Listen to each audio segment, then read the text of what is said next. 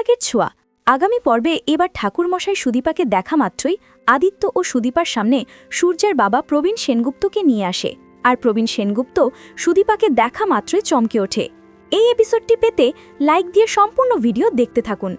আদিত্য ও সুদীপার বিয়ের জোর খোলার জন্য তারা দুজনেই কালী মন্দিরে যায়।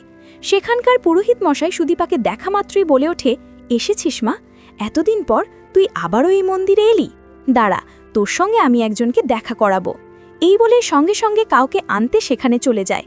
আর এদিকে আরেকজন পুরোহিত মশাই সুদীপা ও আদিত্যকে প্রশ্ন করে বলে ওঠে, তোমাদের এই জোর খোলার জন্য কোনো মহিলা মানুষ আছে? তখনই আদিত্য বলে ওঠে, না ঠাকুরমশাই, আপনিই খুলে দিন। তখন সুদীপা ও আদিত্য দুজনেই ঠাকুরের সামনে জোর খোলার জন্য বসে।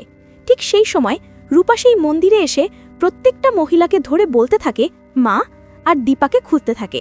এরপর দেখা যায় ঠাকুরের কাছে আসা মাত্রই সুদীপাকে দেখতে পায় রূপা, আর সঙ্গে সঙ্গে মা বলে সুদীপাকে পেছন থেকে জড়িয়ে ধরে। এদিকে সুদীপা ভয় পেয়ে গেলে ঠাকুরমশাই সহ সেই মন্দিরের বাকি লোকেরা রূপাকে সেখান থেকে সরানোর চেষ্টা করে। রূপাকে দেখতে পেয়ে সুদীপার সঙ্গে সঙ্গে বলে ওঠে, প্লিজ আপনারা এনাকে কিছু করবেন না, আমি এনাকে চিনি। এদিকে রূপাও তখন খুশি হয়ে সুদীপাকে জড়িয়ে ধরে বারবার বলতে থাকে, মা তুমি প্লিজ আমাকে ছেড়ে কোথাও যেও না, আমি তোমার সঙ্গেই থাকতে চাই, তুমি আমাকে তোমার সঙ্গে রাখো। সুদীপা রূপার বলা কথাগুলো শুনে মনে মনে বলতে থাকে, এনাকে আমার এত আপন মনে হয় কেন? আমার মনে হয় এনার সঙ্গে আমার কোনো না কোনো একটা টান আছে।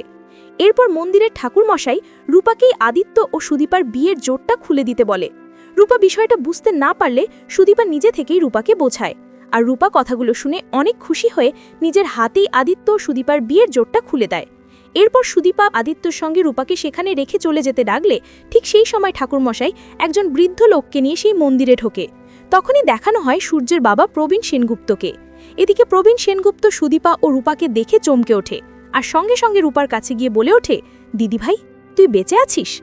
এদিকে রূপা প্রবীণ সেনগুপ্তকে চিনতে পেরে সঙ্গে সঙ্গে তাকে জড়িয়ে ধরে বলে ওঠে, দাদু তুমি বেঁচে আছো? আমি কত জায়গায় না তোমায় খুঁজেছি, এ দেখো আমাদের মাও এখানে আছে। এদিকে সুদীপাকে দেখা মাত্রই প্রবীণ সেনগুপ্ত মনে মনে বলতে থাকে, এ কি, এ তো হুবহু দীপা। সুদীপার কাছে গিয়ে বলে ওঠে, তোমার নাম কি? এদিকে সুদীপা নিজের পরিচয় দিলে সঙ্গে সঙ্গে সুদীপার নাম শুনে রূপার সকল স্মৃতি মনে পড়তে থাকে।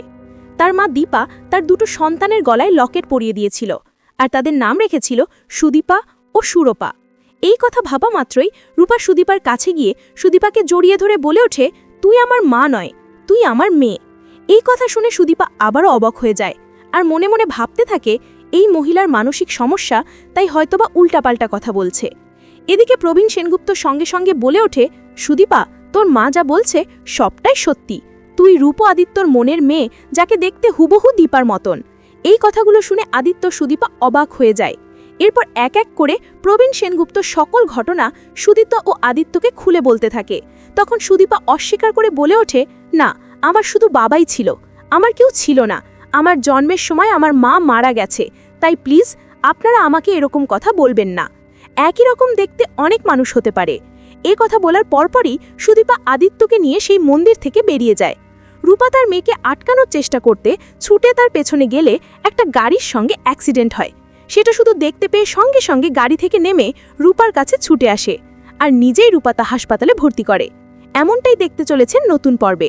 তো বন্ধুরা, এই ছিল আজকের পর্বের গল্প। গল্পটি ভালো লেগে থাকলে লাইক দিও, কমেন্টে তোমাদের মতামত জানাও, আর আমাদের পেজ ও চ্যানেলটি ফলো ও সাবস্ক্রাইব করতে ভুলো না।